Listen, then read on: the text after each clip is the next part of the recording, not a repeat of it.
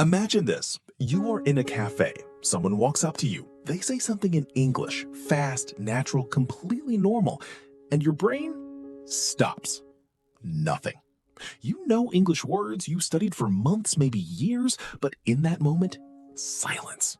You smile, you nod, and inside you think, why can't I just speak? Or maybe this one. You're on a call. Someone asks you a question. Simple. You know the answer. But before the words come out, they're already talking again, and you missed it. That feeling, that freeze, it has a name. And today we are going to talk about exactly what causes it. And more importantly, we are going to fix it. By the end of this episode, your brain will understand something about English that most people never learn. And it will change the way you speak forever. Welcome to Real English Flow. I'm Mark. And I'm Enna. And today we are starting a conversation that I think you've needed for a long time. Before we start, I want to ask you something, and I want you to actually think about this. Don't just listen. Think. Ready? Think of the last time your brain froze in English. Where were you? What happened? Write it in the comments below. We will read every single answer. Yes, share your story, because I promise you, you are not alone. Enna, can I tell you something embarrassing? Please, I love embarrassing stories. When I first started speaking English, my English was actually quite good on paper. I could write emails, I could pass tests. But the first time a native speaker talked to me at full speed, I said, "Sorry, I don't understand English." I literally said that. In English. I understood enough to say that, but not enough to have the conversation. Wait, you said I don't understand English in English? In perfect English. Yes. That is beautiful. And also, I completely understand it. Because knowing English and using English in real time are two completely different skills. And today, we're talking about the gap between them. That gap, that's where the freeze lives. And that's what we're fixing today. Quick question for everyone. Are you watching this on YouTube or listening as a podcast? Comment YouTube or podcast so we know where you are. And if this is your first time here, welcome to Real English Flow. Every episode is a real conversation between two real people talking about real English. Not textbook English, not classroom English. The English you actually need. If that sounds useful to you, please subscribe right now. It takes 2 seconds, and every week we upload new episodes, all designed to help your English flow. Naturally, confidently, and without that freeze. Okay, let's get into the real stuff. Mark, when you hear English and you need to reply, what happens in your head first? Be honest. Honestly, I hear the words, then my brain quickly tries to understand them, sometimes translating into my language. Then I think of what I want to say in my language. Then I try to translate it into English, and by the time all of that is done, the moment is gone. Yes, that is called the translation trap, and almost every English learner is stuck in it. Here is what is happening inside your brain. What exactly is happening? Your brain is doing 4 jobs at the same time. Listen, translate, think, translate back. That is too many jobs. That is why you freeze. 4 jobs at the same time, that sounds exhausting. It is exhausting. A native English speaker only does one thing. They hear words and they respond. No translation, no middle step. The words go directly from ear to mouth. That is what fluency actually means. Not knowing more words. It means removing the steps in between. So when I freeze, it's not because I'm bad at English, it's because my brain is working too hard. Exactly. Your brain is not broken. It's just doing extra work it doesn't need to do. And the good news? You can train it to stop. Tell us in the comments, do you translate in your head when you hear English? Yes or no? Let's see how many people do this. Part 2, the classroom problem. But Mark, I spent years studying English. Grammar, vocabulary, reading. Why didn't that fix the freeze? This is so important. I want everyone to hear this clearly. School teaches you to read English and write English. It does not teach you to speak English in real time. These are different brain skills. Different brain skills? Can you explain that? Reading gives your brain time to think. Speaking does not. When someone is talking to you, they will not wait 2 minutes while you build a perfect sentence. So all those years of grammar exercises, they didn't prepare me for a real conversation? They helped your understanding, absolutely, but speaking in real time is a separate muscle. And if you've never trained that muscle, it won't work when you need it. Think about it this way. Can you learn to swim by reading a book about swimming? No. You have to get in the water. Exactly, you have to get in the water. Speaking English in real life, that's the water. And most learners never get in. They stand at the side, watching, studying, preparing, but never jumping. Tip for everyone, you don't learn to speak by studying speaking. You learn to speak by speaking. Even imperfect speaking, even embarrassing speaking. Every attempt trains the muscle. Okay, so I think I have another problem too. Even when I know what I want to say, I'm afraid to say it wrong. So I wait, I check the sentence in my head. Is the grammar right? Is the word right? Is the pronunciation right? And by the time I decide, the conversation's moved on.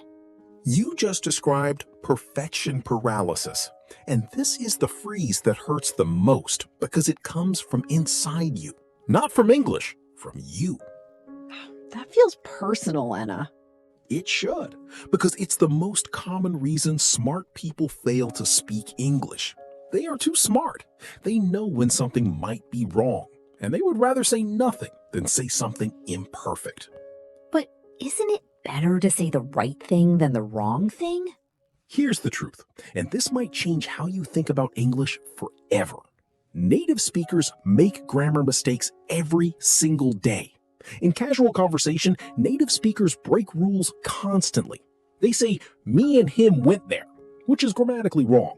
They say, I should have went. Wrong. They say, between you and I. Wrong. And nobody cares, because communication happened. The message got through. That is the goal of language. Not perfection, communication. Comfortable, not perfect. Say it with me right now, out loud. Comfortable, not perfect. That is your new English goal.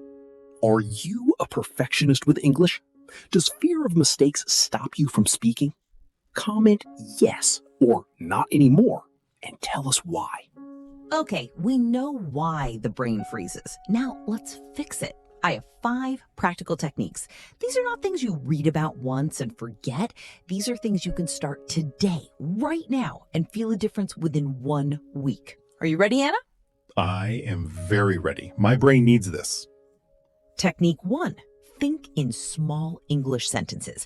Not big, complicated, perfect sentences, small ones. Right now, look around you. Where are you? What do you see? Say it in English.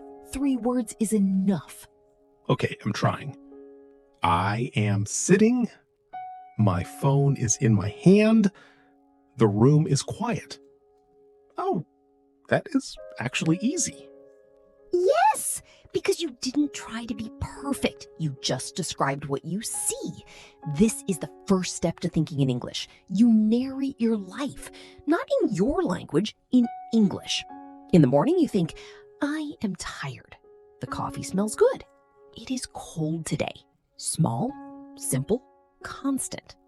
Like a running commentary? Like a sports commentator, but for my own life? Exactly like that. Anna is walking to the kitchen. Anna is opening the fridge. Anna is confused about what to eat. That is extremely accurate. Say out loud right now, in English, 1 sentence about where you are. Don't think too long, just say it.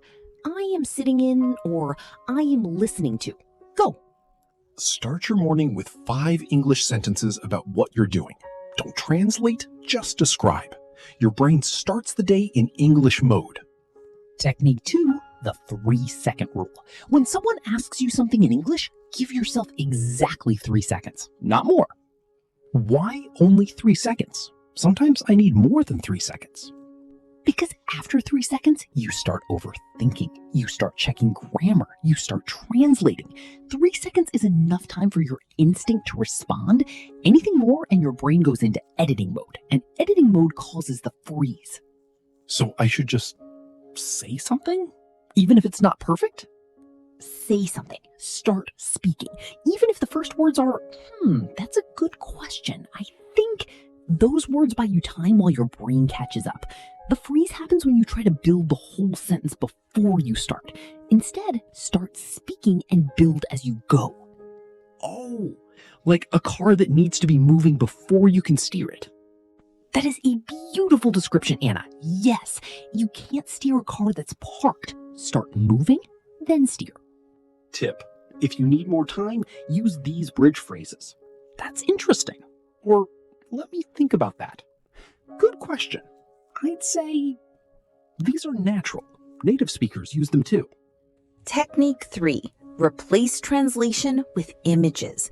When you hear the word apple, don't think of the word in your language. Think of an apple, the red fruit, the smell, the crunch. See it directly.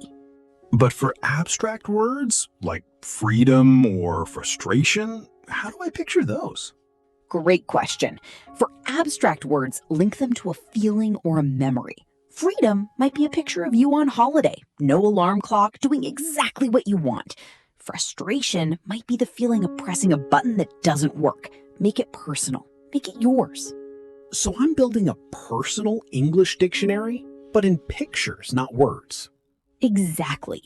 And every time you practice this, you're cutting the translation step. The word connects directly to meaning. English goes straight to your brain. No detour through your first language. This week, choose 10 words you use often. For each one, close your eyes and create a clear mental image. Do this once a day for 1 week. You will feel the translation step get shorter. Technique 4, input flooding. Technique 4, input flooding. If you want your brain to stop translating, your brain needs to hear English so often that English starts to feel normal, like the air you breathe. You don't think about air, you just breathe. That's what we want with English. So just listen to more English? Like more podcasts, more movies, more songs? Yes, but with purpose. There is passive listening and active listening. Passive is having English on in the background while you do other things. Active is listening with full attention, trying to catch every word, noticing patterns. Both are useful, but active listening is where the real progress happens. And what about shadowing? I've heard about shadowing, but I don't really understand it. Shadowing is one of the best techniques for fluency. Here's exactly how to do it. You listen to a short piece of English, maybe 30 seconds. Then you play it again, and this time you speak at the same time as the speaker. You copy their words, their rhythm, their speed, their emotion. You become their shadow. Can we try it right now? Let's do it. Listeners, this is a practice moment. Listen to what I say, then repeat out loud. Do not just listen. Speak. I speak English every day. I speak English every day. I'm not perfect. I'm not perfect, But I'm getting better. but I'm getting better. And that's enough. And that's enough. I love that. That's enough. That's actually really motivating. Say it every day. I'm not perfect, but I'm getting better. And that's enough. That is your mantra. Write it down. Say it out loud every morning. Write that mantra in the comments right now. I'm not perfect, but I'm getting better, and that's enough. Let's fill the comments with this. Technique 5, speak first, edit later. This is the most important shift in thinking that any English learner can make. When you write, you can edit before you send. When you speak, you cannot. And the moment you try to edit while speaking, you freeze. So I should just let the words come out even if they're not perfect and then maybe fix them after? Yes. And here's something interesting. In real conversation, you often get to fix yourself naturally. You say, I'm going to the shop tomorrow. Corrections mid-sentence are completely natural in English. Native speakers do this constantly. It doesn't sound wrong. It sounds real. So making a mistake and correcting yourself isn't embarrassing, it's just normal conversation? It's not just normal. It's good. It shows you care about accuracy. It shows you're thinking. The only embarrassing thing in a conversation is saying nothing. Silence when you have something to say, that's the real problem. Today's upgrade word, fluent. Most people think fluent means speaking perfectly. It doesn't. Fluent means speaking with flow, without long pauses, without freezing, without needing a dictionary. You can be fluent and still make grammar mistakes. Which of these 5 techniques will you try first? Comment the number 1, 2, 3, 4, or 5. Let us know. Okay, now I want to talk about 4 specific mistakes that English learners make, and these mistakes are directly causing the freeze. I want to show you the wrong version, the right version, and most importantly, why. I'm nervous. I probably make all of these. That's okay. I did too. That's how you learn. Let's go. Mistake 1. I want to say. Oh, wait, actually, can I try the first one? I think I know one.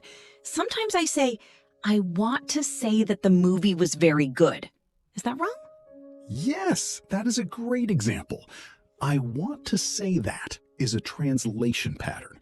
In many languages, you signal what you're about to say before saying it. In English, you just say it. Wrong. I want to say that the movie was very good. Right. The movie was really good. I loved it.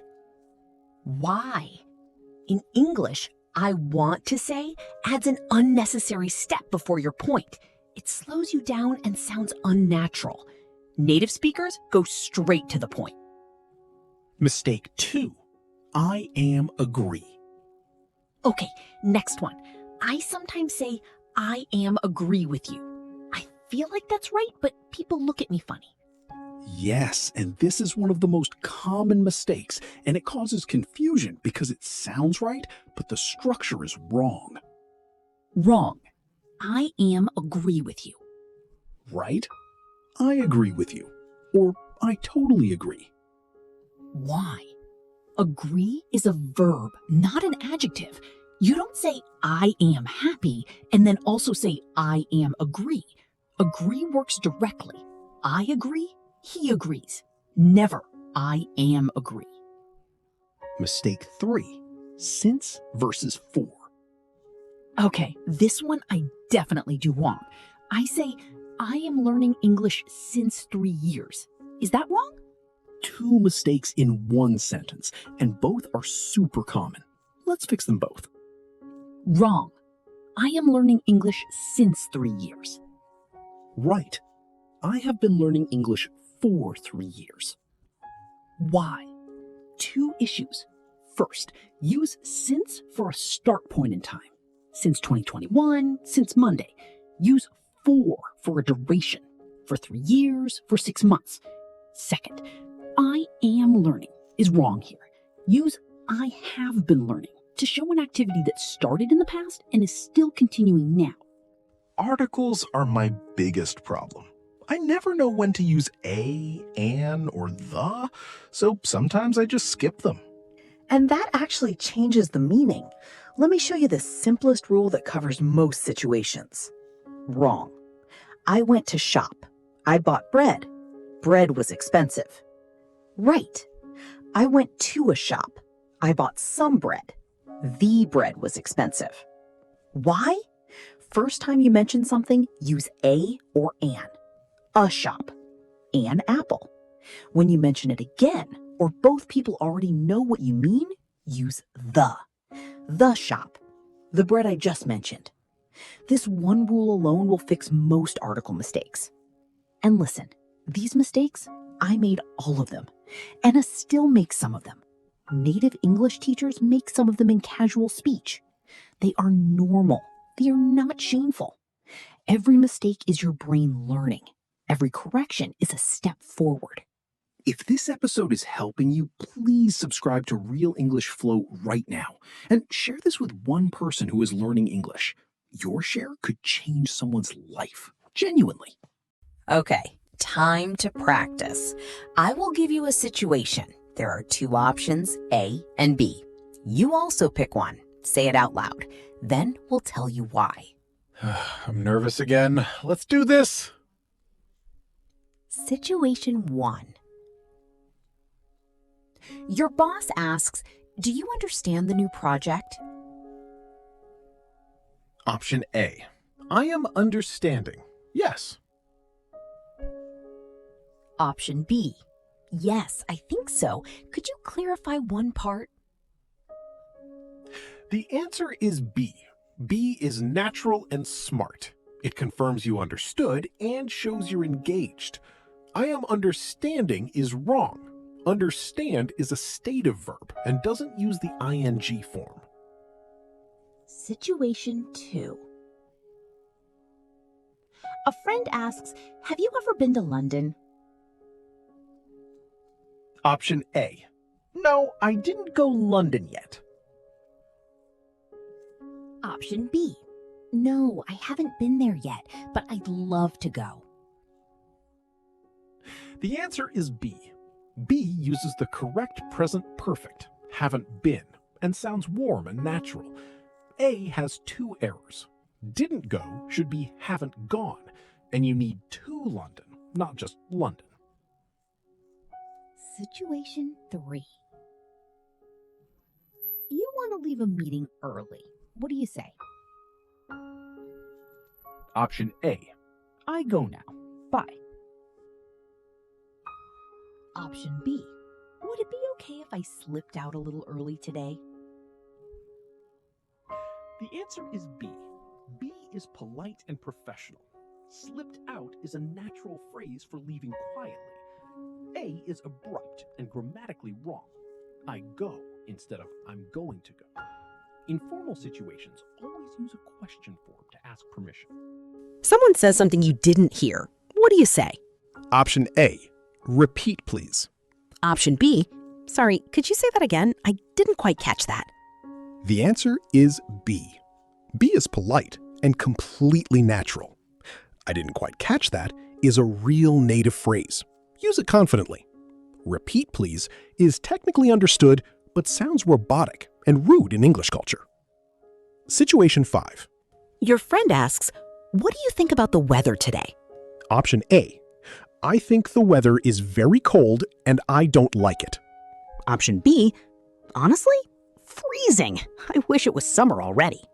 The answer is B, but actually both are fine. A is correct, but sounds very textbook. B is how real people talk. It's expressive and natural. B is what fluent English sounds like. Now make your own sentence. Use one of today's main phrases. I haven't been there yet, or would it be okay if, or I didn't quite catch that, and write it in the comments. We will reply to every answer. Okay, we've covered a lot today, and I don't want you to walk away overwhelmed. So let's bring it all together. Yes, and honestly, I feel like I understand my own phrase better now. Like, it's not a problem with me, it's a problem with my habits. That is exactly right. And habits can change. So here are the 3 big things I want you to remember from today. Number 1, the phrase is not a language problem. It's a habit problem. Your brain was trained to translate, to check, to perfect before speaking. That training causes the freeze. New training gives you new results. Number 2, comfortable, not perfect. Stop trying to build perfect sentences before you start. Start speaking. Let the words come. Correct yourself naturally.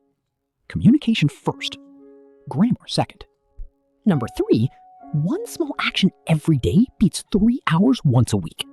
10 minutes of thinking in English every morning. 10 minutes of active listening. One English sentence said out loud. Small, daily, consistent. That is how the freeze disappears. Write one sentence using today's upgrade word, fluent, in the comments. Tell us, I want to be fluent because. Write it below. We will reply to every comment today. And one more thing, something Enna said that I'm going to carry with me. The freeze isn't your enemy. It's just your old habit. And today, you started building a new one. That's beautifully said, Mark. And to everyone listening, thank you. Genuinely. You chose to spend 30 minutes improving your English today. That choice matters. That effort matters. You are exactly the kind of person who will get there. If this episode helped you, please subscribe to Real English Flow. Share this with someone who struggles with the freeze.